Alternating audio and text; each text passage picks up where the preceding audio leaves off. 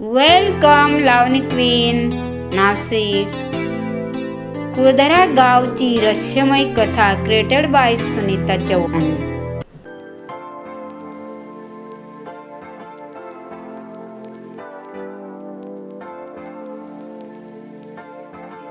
एका रात्रीत अचानक गायब झाले. ना रक्तपात, ना संघर्ष, ना लढाई. परंतु सर्व काही सोडून ते कुठे गेले, का गेले, या मागची काय भूमिका होती, हेच आपण आजच्या या कथेमध्ये जाणून घेणार आहोत. आणि ती कथा आहे राजस्थानमधील जैसलमेर जिल्ह्यातील कुळधरा गावाची कथा आहे. चला तर मग आज आपण या कुळधरा गावाची सत्कथा जाणून घेऊ. आणि तुम्हाला असेच रहस्यमयी कथा आवडत असतील तर माझ्या चॅनलला लाईक करा, सबस्क्राईब करा आणि बेल प्रेस करायला विसरू नका. चला तर मग आपण बघूया कुळधरा गावचे लोक का गेले. सांगतात ना, एकीचे बळ मिळते फळ, सहकार्याशिवाय उद्धार नाही. या म्हणी चुकीच्या नाहीत, एकदम खऱ्या आहेत मित्रांनो. कारण आजच्या कथेतून आपल्याला एक शिक मिळते.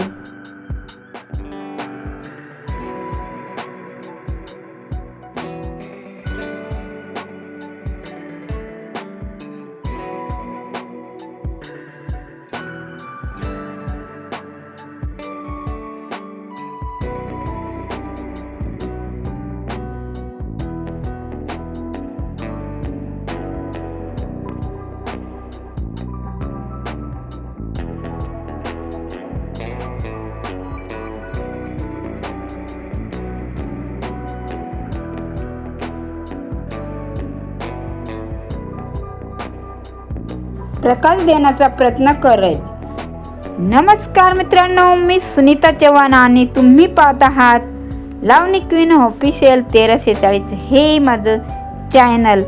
आणि तुम्ही चॅनलवर नवीन असाल तर लाईक करा, सबस्क्राईब करा आणि बेल प्रेस करायला विसरू नका. आता आपण कुळधरा गावाची कहाणी तुम्हाला मी सांगणार आहे. आणि ते गाव एकाएकी संपूर्ण गाव कसं गायब झालं, ही कथा तुम्हाला मी सांगत आहे. चला तर मग आपण आपल्या व्हिडिओला सुरुवात करूया. पूर्वी जवळजवळ 200 वर्षापासून कुळधरा गाव ओसाड पडला होता. आणि जो कधी सोयी सुविधायुक्त पूर्ण होते, हसता खेळता गाव होता, तो आज ओसाड एकदम बंजर पडलं होतं. आज फक्त आठवणी, पर्यटन स्थळे बनले आहे. गावात सर्वात भूतिया असलेली जागा नंबर येतो. सर्वात भीतीदायक देशामध्ये कुळधराचा भूतिया जागा म्हणून कुळधरा हे हेरिटेज 2 नंबरला आहे. स्थानिकांचे म्हणणे की त्या गावात भूत प्रेत राहतात. रात्रीला त्या गावातून कधी लहान मुलांचा रडण्याचा तर कधी बायकांच्या हातातील बांगड्यांचा खणखणाट आवाज येत असतो. आणि काही लोक हे सांगतात की जेव्हा आपल्या गाडीने तेथे फिरायला गेले असताना, तर त्यानंतर ते जेव्हा परत आले तर त्यांना गाडीवर लहान मुलांच्या हातापायांचे ठसे उमटलेले दिसले. आणि हे निशाण मिळाले. आणि ते पाहून लोक थक्क झाले. राजस्थान सरकारने त्या गावाच्या चारही बाजूने 2 किलोमीटर दुरीवर एक बाउंड्री बनवली आणि एक मोठासा गेट बनवलं. कोणीही दिवसा फिरायला जातो, परंतु सूर्य मावळल्यानंतर कोणीही आत जात नाही. संध्याकाळी 4 वाजेनंतर तेथे कोणीही थांबू शकत नाही. म्हणजे कोणी गार्ड सुद्धा तिथे थांबत नाही. इतिहासकारांची मते घेतली तर ते सुद्धा या गोष्टीला खरे मानतात, कारण गाव एका रात्रीत खाली म्हणजे भूतप्रेतवाली गोष्टींचा थांगपत्ता होता. राजस्थानच्या जैसलमेर जिल्ह्यातील आपलं गोल्डन शहर की म्हणतो, तेथील खूप सुंदर शहर म्हणजेच प्रत्येक गोष्ट म्हणजे मकान, दुकान असो किंवा इमारत असो किंवा तेथील मशहूर किल्ला सर्व गोल्डन येलो कलरचे आहे. जसं सकाळची पहिली किरण जैसलमेरमध्ये पडते, पूर्ण शहर सोन्यासारखा चमकून निघतो आणि पूर्वीच्या काळी गोल्डन शहर म्हणून सुद्धा आज सुद्धा ओळखले जाते. आणि जैसलमेर हे राजस्थानातील एक जिल्हा आहे आणि त्या जैसलमेर पासून 18 किलोमीटर अंतरावर हे कुळधरा नावाचं गाव आहे. आणि जैसलमेर ते कुळधरा प्रवास एकूण एकदम ओसाड वाळवंट आहे. येथील पूर्ण रस्ता एकदम सुनसान मिळेल तुम्हाला. एकदम मुश्किलीने 6 किमी नंतर जुन्या गाड्याशिवाय दुसरी गाडी तुम्हाला दिसणार नाही. गेटमधून एंट्री करताच तुम्हाला असं काही वाटेल आपण अनोखीच्या दुसऱ्या दुनियेत आलो आहोत काय. अचानक तापमानमध्ये कमी जाणवते. जर तुम्ही उन्हाच्या दुपारी आतमध्ये गेले तर गरमीचा तुम्हाला नक्कीच अंदाज येईल. लोक सांगतात की असं वाटतं कुणीतरी आपल्या खांद्यावर हात ठेवलाय, असं एकदम मनाला भीती वाटते. काही महिला एकत्र बसून हसत आहेत, त्यांची आवाज तेथे येतो, बांगड्या खणकण्याचा आवाज येतो. लोकांचे म्हणणे की जवळपास 1891 मध्ये जैसलमेर रस्त्यावरून 18 किलोमीटर अंतरावर कुळधरा हे खेडेगाव बसलेले होते आणि पाली ब्राह्मणांनी कुळधरा गाव बसवले होते. आणि तेच गाव म्हणजे पाली ब्राह्मण हे अतिशय हुशार सुशिक्षित असे ब्राह्मण होते. त्यांनी 84 गावांचे जवळजवळ 600 घरांचे लोकवस्ती तेथे बसवली.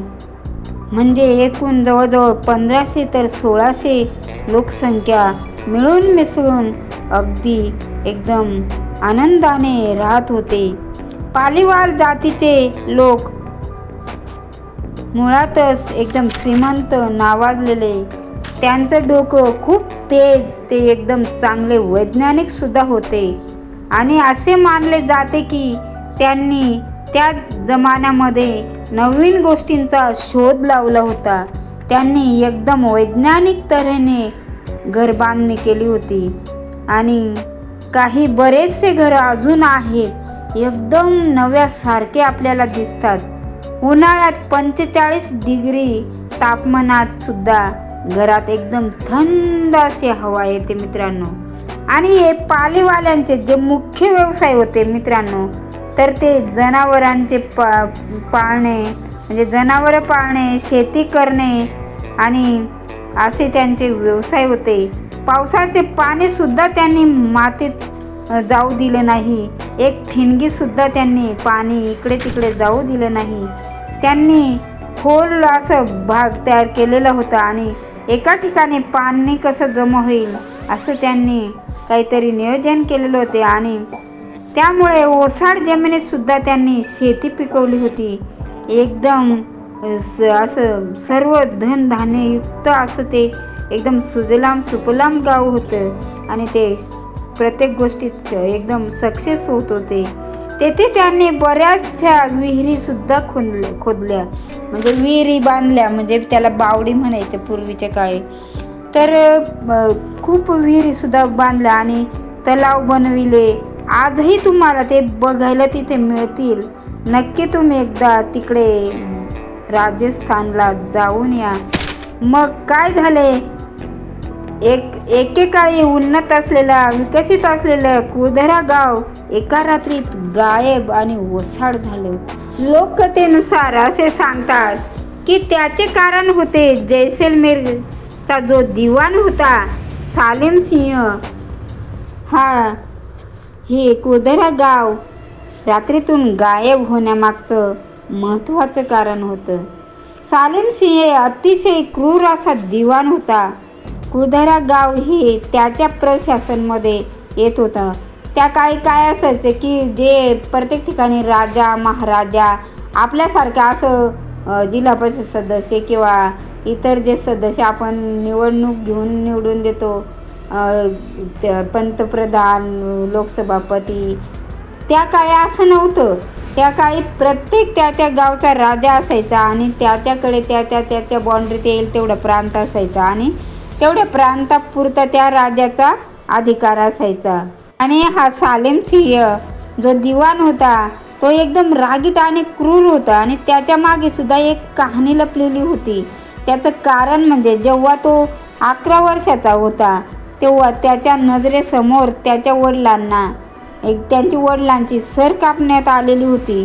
त्याचं डोकं कापण्यात आलं होतं आणि ते त्याने प्रत्यक्ष पाहणे आणि त्याच्या वडिलांवर राजद्रोहाचा आरोप लावलेला होता. त्यामुळे त्याचं डोकं कापण्यात आलं होतं आणि हे त्याने प्रत्यक्ष पाहिल्यापासून तो तिथून एकदम म्हणजे क्रूर झाला, एकदम निर्दयी झाला आणि तो क्रूर बनला.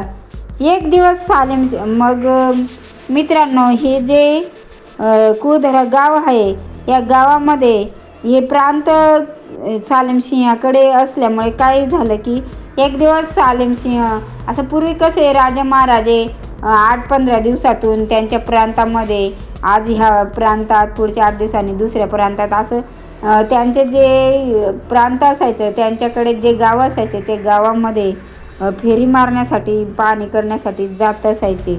आणि असंच मग तो दिवाणसुद्धा सालेम सिंह एक दिवस कुळधरा या गावामध्ये फेरी मारण्यासाठी तो गेला होता.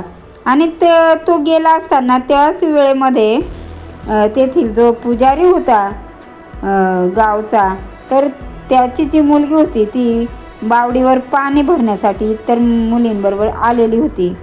आणि काय पाहताक्षणी त्या सालेम सिंहाची नजर त्या पुजाऱ्याच्या मुलीवर पडली आणि ती अतिशय देखणी सुंदर होती आणि त्याची नियत बिघडली. तिला मिळवण्यासाठी त्याने खूप प्रयत्न केला. वेगवेगळ्या पद्धतीने त्याने म्हणजे त्या मुलीला मिळवण्यासाठी प्रयत्न केले. त्याने ब्राह्मणांना म्हणजे जे पाली ब्राह्मण होते त्यांच्यावर नियंत्रण करण्याचा प्रयत्न केला. पालीवाल ब्राह्मण एकदम म्हणजे त्याला वाटायचं की माझ्यासमोर यांनी झुकायला पाहिजे आणि माझी जी इच्छा आहे ती पुरी करायला पाहिजे. परंतु पालीवाल ब्राह्मण एकदम प्रगत आणि हुशार होते, त्यामुळे त्याची इच्छा, त्याची चाल सक्सेस झाली नाही. आणि इथपर्यंत की त्या मुलीला किती वेळा उचलून पळवण्याची त्याची तयारी बी केली होती, त्याने तयारीसुद्धा केली होती. तो त्यात सक्सेस झालेला नाही. शेवटी त्याला कोणतेच यश आले नाही. तेव्हा त्या मुलीला मग त्याने शेवटी एक चाल खेळली. त्या मुलीला त्याच्याजवळ बोलवण्याची. त्याने सरळ गावामध्ये एक संदेश म्हणजेच निरोप, पूर्वीच्या काळी काय असायचं की एखादा निरोप पाठवायचा असला की राजा लिहून द्यायचा लिफाफ्यावर आणि त्यांचे शिपाई घेऊन जायचे. त्याने निरोप पाठवला की हवेलीत म्हणजे जर ती पौर्णिमाच्या अगोदर ती मुलगी माझ्यापर्यंत पाठवली नाही तर दुसऱ्या दिवशी मी गावावर हल्ला करेल. आणि असे त्याने संदेश लिहून आणि त्याच्या शिपायाला पाठवलं.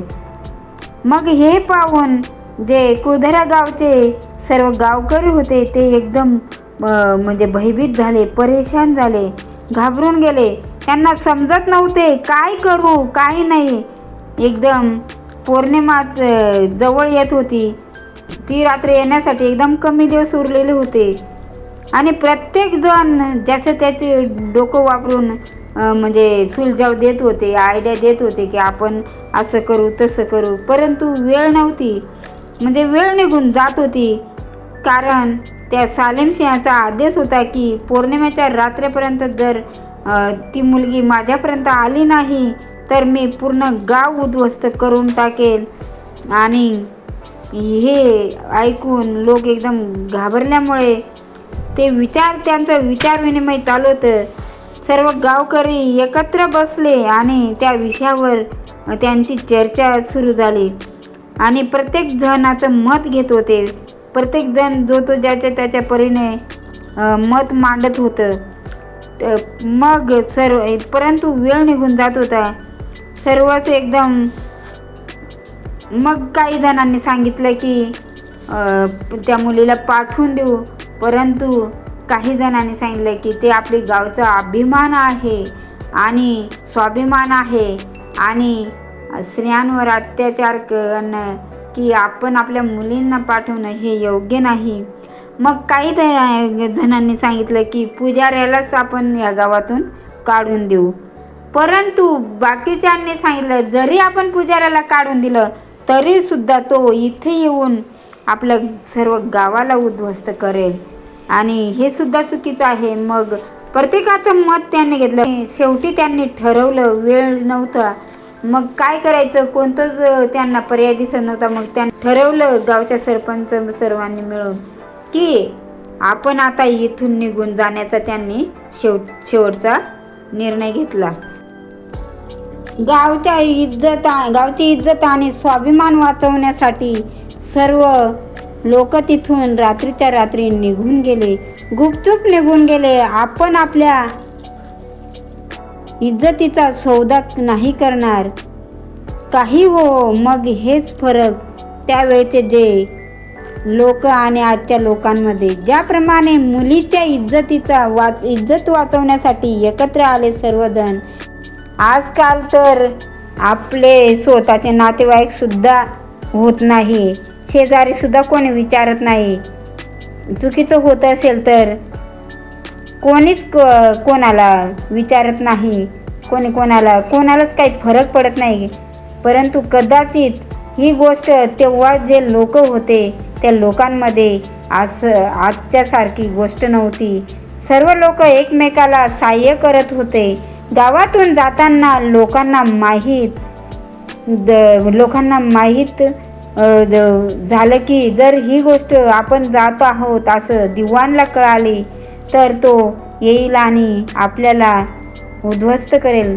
त्यामुळे पटकन सगळ्यांनी निर्णय घेतला. सगळ्यांना सांगण्यात आले की बरोबर फक्त जे जरुरीचे सामान आहे त्याच वस्तू घ्या, गाव सोडायचे. थोडी जरी भुनक लागली दिवाणला तर काही पण होऊ शकते. घाईघाईत लोकांनी आपल्या महत्त्वाचे सामान घेतले, किमती सामान घेतले, बाकी जसा पडला तसाच सोडून गेले. कपडे सुकायला टाकले ते सुद्धा तसेच होते. चुलीत जळते असलेली आग पेटत होती. त्याच रात्री गुपचूप निघून गेले. जाता जाता गावकऱ्यांनी मात्र शाप देऊन गेले.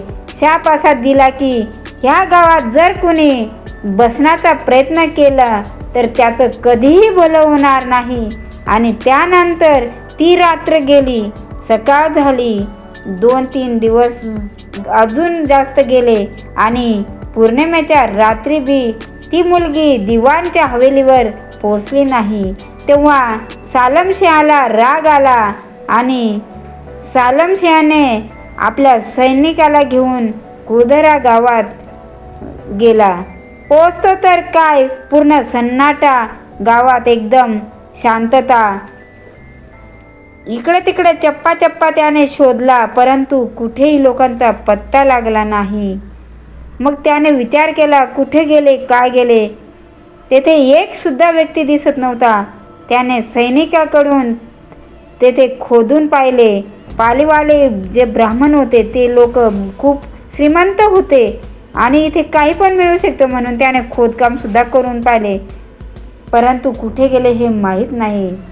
गाव एकदम चांगला होता आणि काही सैनिकांनी तेथे बसण्याचा सुद्धा प्रयत्न केला, परंतु ते तेथे बसू शकले नाहीत. त्यांच्याबरोबर कधीही चांगलं झालं नाही. जो त्या गावात गेला तो परत कधी आलेलाच नाही, वाचतच नाही. परंतु जे काही कंपनीवाले आले होते तेथे कंपनी टाकण्यासाठी, त्यांनी तिथे म्हणजे सायंटिफिक म्हणजे जे संशोधक होते ते गेले होते त्या जागेवर. त्यांनी सुद्धा तिथं रिसर्च केलं. तिथं त्यांच्याकडे एक डिव्हाइस होतं की त्या डिव्हाइसमध्ये निगेटिव्ह एनर्जी आहे किंवा नाही हे सुद्धा जाणवतं.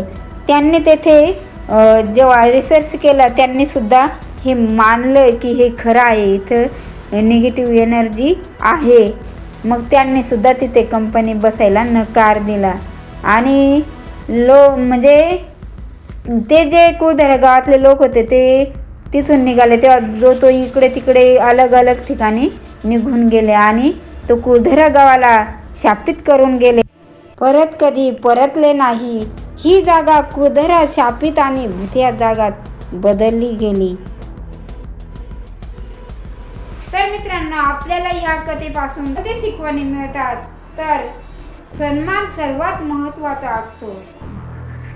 गावकऱ्यांनी आपलं घर सोडले, आपली संपत्ती सोडली, सगळं सोडलं, परंतु मुलीचा सन्मान वाचवला. ही एक खूप मोठी गोष्ट आहे आणि इज्जत आणि स्वाभिमान पैशापेक्षा मोठा. दुसरी शिक ही की एकीचे बळ आणि मिळते फळ म्हणजे एकतामध्ये शक्ती असते. जर समजा त्या गावकऱ्यांनी एकमताने निर्णय घेतला नसता तर कदाचित ते गाव उद्ध्वस्त झालं असतं आणि सर्वच गेलं असतं. त्यांचा मान सन्मान ते सुद्धा राहिलं नसतं. त्यामुळे कोणतंही काम करताना सर्वांनी एकत्र येऊन विचार केला पाहिजे आणि एकत्र राहिले पाहिजे. सर्वात मोठ्या संकटाला सुद्धा एकत्र मत हरवू शकतं, हे आपल्याला या कथेपासून ऐकायला मिळते. आणि तिसरं म्हणजे अन्यायाविरुद्ध उभं राहणं खूप गरजेचं असतं आणि त्या अन्यायातून वाट शोधणं आणि अन्याय सहन न करणे, त्याच्यावर काहीतरी उपाय शोधणं म्हणजे सापडतं. सालीम शहाच्या अन्यायाला गावकऱ्यांनी झुकून मान्य केले नाही. चूक सहन करणं म्हणजे ती चूक अजून वाढवणं आणि पुढचं म्हणजेच धाडसी निर्णय आयुष्य बदलत असतात, ही या कथेपासून आपल्याला बघायला मिळतं. एका रात्रीत गाव सोडणं सोपं नव्हतं, परंतु तरी सुद्धा गावकऱ्यांनी काही वेळेत त्यांनी हा निर्णय घेतला आणि पूर्ण एवढं त्यांनी काबाड कष्ट केलेलं, मिळवलेले धन पैसा ते सर्व सोडून ते आपल्या मुलीसाठी, आपल्या गावाच्या इज्जतीसाठी बाहेर निघून गेले. कधी कधी कठीण प्रसंग आपल्याला म्हणजे आपल्याला काही जीवनात जगायला शिकवतात. आणि पुढचं म्हणजे भीती आणि श्रद्धा यामधला फरक आपण काय आहे हे आपल्याला कळालं आहे. आजही लोक या गावाला का घाबरतात, पण खरं इतिहास आहे की अंधश्रद्धा हा महत्त्वाचा प्रश्न आहे. प्रत्येक गोष्टी मागे एक सत्य असतं आणि ते सत्य शोधणं खूप महत्त्वाचं असतं. आणि शेवटचा आणि 6वा पॉइंट म्हणजे शिकवण म्हणजे इतिहास कधीच मरत नाही मित्रांनो. गाव रिकामं जरी झालं असेल परंतु कथा अजूनपर्यंत जिवंत आहे. अजूनही आपण त्या कथेमुळे आपल्याला त्या गावाची आठवण येत असते. ती कथा आपल्याला त्या गावाची आठवण करून देत असते आणि आपले निर्णय आपण पुढच्या पिढ्यांसाठी प्रभावी ठरत असतात. तर मित्रांनो, ही होती कुळधरा गावची रहस्यमय कहाणी. आजही हा प्रश्न कायम आहे, खरंच हे गाव शापित आहे का? ही फक्त एक दंतकथा आहे का? पण ही गोष्ट एक नक्की, कुळधरा गाव आजही लोकांना घाबरवतं. जर तुम्हाला अशा अजून रहस्यमय कथा पाहायच्या असतील तर माझ्या चॅनलला सबस्क्राईब करा, व्हिडिओला लाईक करा आणि कमेंटमध्ये सांगा पुढची कथा कोणती पाहायची. पुन्हा भेटूया एका नवीन रहस्यासोबत. तोपर्यंत सावध रहा. Bye bye. मित्रांनो, आजही लोक या गावाला घाबरतात, परंतु याचं खरं कारण इतिहास आहे की अंधश्रद्धा. यापासून आपल्याला हे शिकायला मिळतं की प्रत्येक गोष्टी मागील सत्य शोधणं हे महत्त्वाचं आहे. गाव रिकामं झालं असेल, परंतु कथा अजून जिवंत आहे. आपले निर्णय हे पुढच्या पिढ्यांवर प्रभाव टाकणारे असतात. त्यामुळे आपण सुद्धा चांगले निर्णय घेतले पाहिजे जीवनामध्ये. आणि कुलधराय हे गाव आपल्याला शिकवतं की संपत्तीपेक्षा मान, सन्मान आणि भीतीपेक्षा सत्य शोधणं हे खूपच महत्त्वाचं आहे.